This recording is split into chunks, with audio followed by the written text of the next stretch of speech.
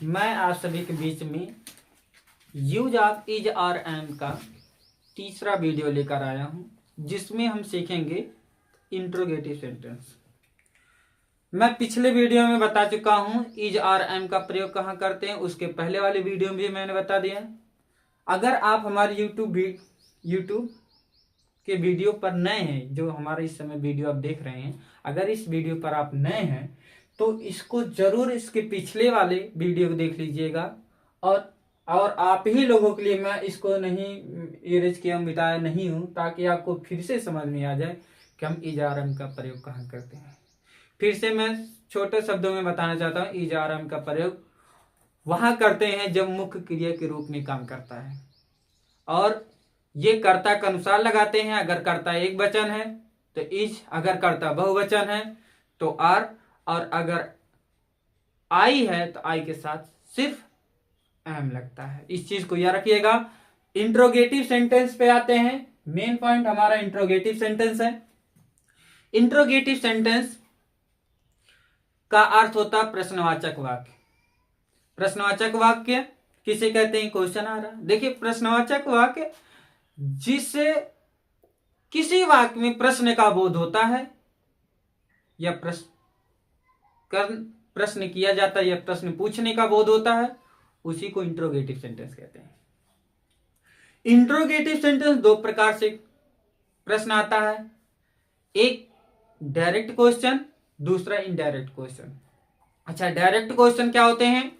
जो प्रश्नवाचक वाक्य क्या से शुरू होते हैं, ऐसे को डायरेक्ट क्वेश्चन कहते हैं, अर्थात यस नो टाइप्स भी क्वेश्चन कहते हैं। यस नो टाइप्स क्वेश्चन मतलब अगर क्या शब्द आए उसका उत्तर हम यस या नो में दे सकते हैं। जैसे हम आपसे कहें क्या आप खाना खा चुके हैं, तो अगर आप खाना खाए हैं तो जरूर कहेंगे हम खाना खा चुके हैं। अच्छा, मैं आपसे पूछूं क्या आप एक अध्यापक हैं, तो इसका आप उत्तर यस या नो में देंगे। चलिए शुरू करते हैं। अगर आप सीखना चाहते हैं कि हमें अच्छे से मतलब समझ में आए, तो इन वाक्यों को ध्यान से समझने का प्रयास करें। किन वाक्यों का? ये जो मैं नीचे लिखा हूं, इन वाक्यों को ध्यान से समझने का प्रयास करें। तो ध्यान दीजिएगा, यहां शब्द क्या है? क्या शब्द। तो जब हमने कहा था जब क्या शब्द पहले होते हैं और उसका उत्तर हम यस या नो में दे सकते हैं, तो ऐसे प्रश्नवाचक वाक्य को डायरेक्ट क्वेश्चन कहते हैं, यस या नो टाइप कहते हैं। लेकिन दूसरा हमारा प्रश्न हमने बताया था, दूसरा होता है इनडायरेक्ट क्वेश्चन। इनडायरेक्ट क्वेश्चन क्या होते हैं? जब प्रश्नवाचक शब्द बीच में होते हैं, जब कोई वाक्य वो प्रश्नवाचक शब्द बीच में किया जा रहा है, प्रश्न किया जा रहा है, बीच में आते हैं, तो ऐसे प्रश्नवाचक वाक्यों को इनडायरेक्ट क्वेश्चन कहते हैं। और ऐसे प्रश्नवाचक वाक्य को WH टाइप्स प्रश्न भी कहते हैं। समझ में आ गया होगा।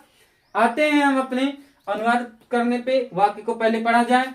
क्या वह एक अच्छा लड़का है, तो यहां क्या शब्द आया, और अंत में देखिए प्रश्नवाचक चिन्ह आया।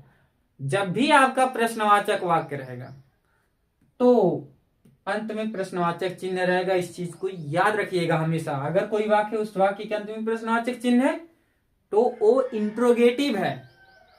अगर क्या शब्द है तो वो डायरेक्ट क्वेश्चन है। और जब क्या शब्द शुरू में आता, देखिए जितने भी मैंने वाक्य लिखा इसमें सभी में क्या क्या पहले आया है, और इसका अंग्रेजी नहीं लिखेंगे। जब क्या शब्द पहले आता है शुरू में वाक्य में, तो इसकी अंग्रेजी नहीं लिखते हैं, हम हेल्पिंग वर्ब लिखते हैं।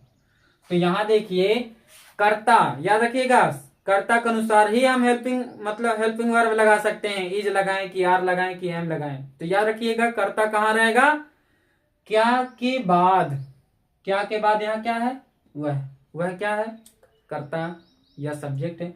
यहाँ क्या के बाद क्या है? तुम क्या है? सब्जेक्ट है। यहाँ क्या के बाद क्या है? वह एक वचन की बहुवचन? एक वचन। यहाँ क्या है? क्या के बाद हम लोग, तो यहाँ हम लोग एक वचन की बहुवचन, बहुवचन। तो ही कहा गया कि जब आपका कर्ता एक वचन या बहुवचन का हो तो ऐसी स्थिति में हम उसके अनुसार इज आर एम लगाते हैं, पहले लिखते हैं। ठीक है, तो ध्यान दीजिए, क्या वह एक अच्छा लड़का है? तो सबसे पहले हमने देखा ये प्रश्नवाचक वाक्य है। ठीक है, कैसे पता चला? अंत में प्रश्नवाचक चिन्ह है।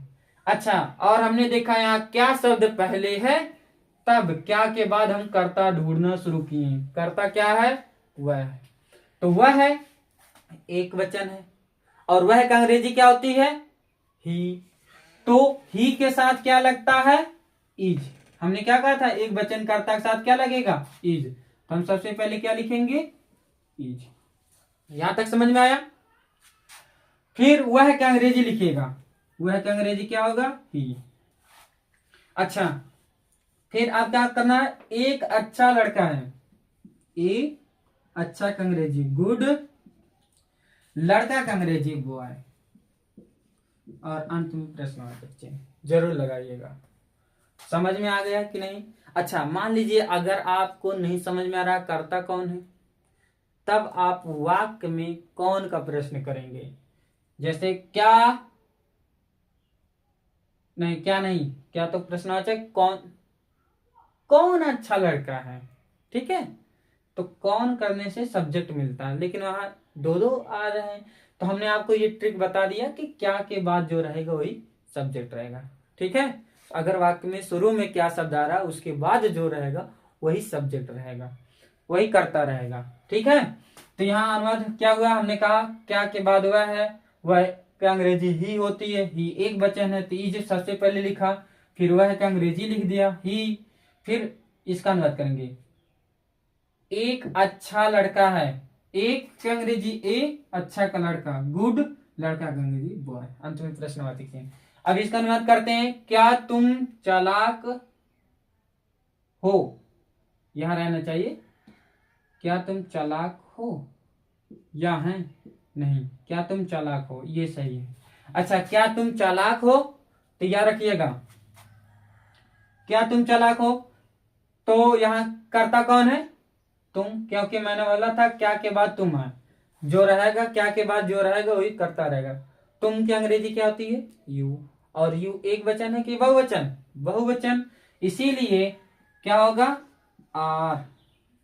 क्या होगा? आर। और क्योंकि तुम बहुवचन है इसीलिए आर होगा, तुम के साथ आ लगता है, और तुम की अंग्रेजी क्या होगी? यू। अच्छा, फिर उसके बाद चालाक, चालाक का अंग्रेजी क्या होती है? क्लीवर, अंतिम प्रश्नवाचक चिन्ह, आर यू क्लीवर। ठीक है, अच्छा, क्या वह धनी है? यहाँ वह है, देखिए वह पुरुष के लिए भी यूज करते हैं, वह स्त्री के लिए भी।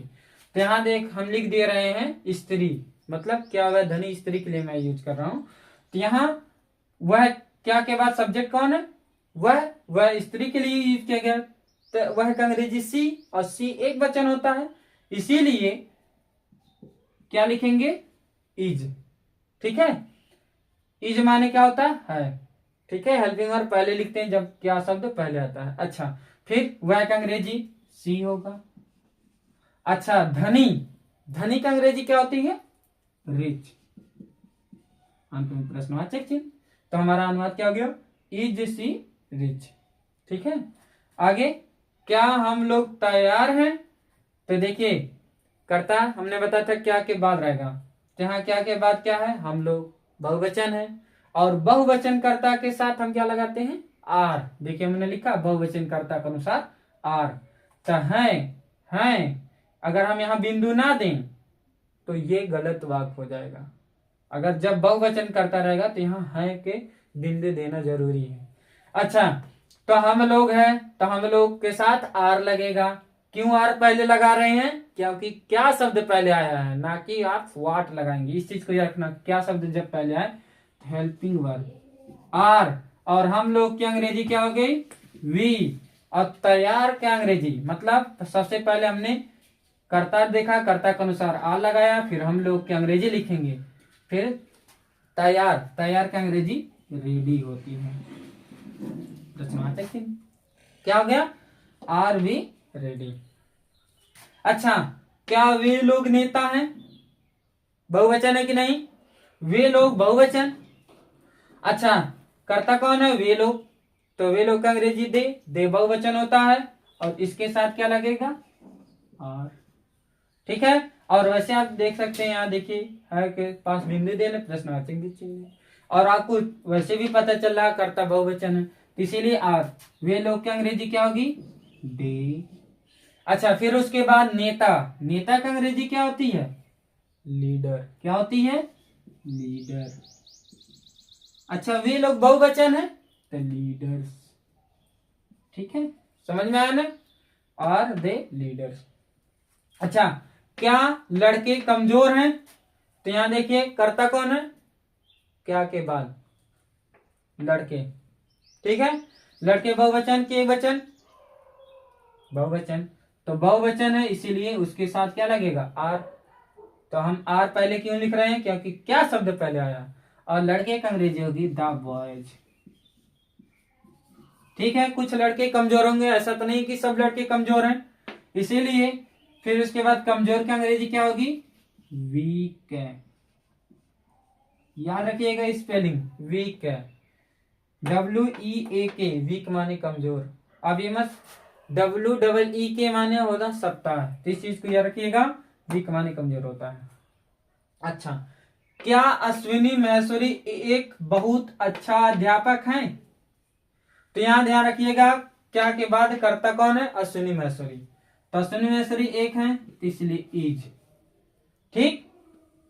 अच्छा, इज, फिर अश्विनी महेश्वरी। अश्विनी महेश्वरी। फिर उसके बाद एक बहुत अच्छा अध्यापक है। एक है, ए, बहुत है, वेरी, अच्छा, गुड, अध्यापक, टीचर। अंत में प्रश्न आ सकते हैं, तो इसका अनुवाद क्या हो गया? Is Ashwini Maheshwari a very good teacher. फिर से सुनो, हमने पढ़ा वाक्य को, क्या अश्विनी महेश्वरी एक बहुत अच्छा अध्यापक है। तो ये कैसा वाक्य है? किस सेंटेंस का वाक्य है? इंट्रोगेटिव सेंटेंस का वाक्य है।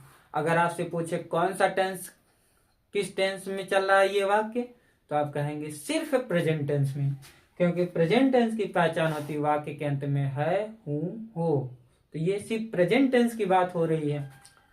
अच्छा, प्रेजेंट टेंस में किसी टेंस का प्रकार नहीं है, सिर्फ प्रेजेंट टेंस है। अच्छा, अब आप कहोगे तब ये सब क्या है? एक बहुत अच्छा अध्यापक, नेता, कमजोर, तैयार, धनी, चालाक, इनको हम कॉम्प्लीमेंट कहते हैं। अच्छा, तो हमने यहां देखा क्या आया शुरू में, तो कर्ता के अनुसार हम सबसे पहले लगा दिए हेल्पिंग वर्ब। तो हेल्पिंग वर्ब इसमें क्या है? इज, क्योंकि अश्विनी महेश्वरी एक वचन है, तो इज अश्विनी महेश्वरी। फिर उसके बाद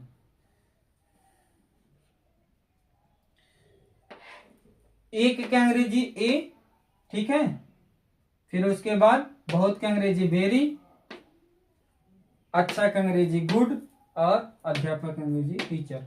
ठीक है, समझ में आ गया होगा। धन्यवाद।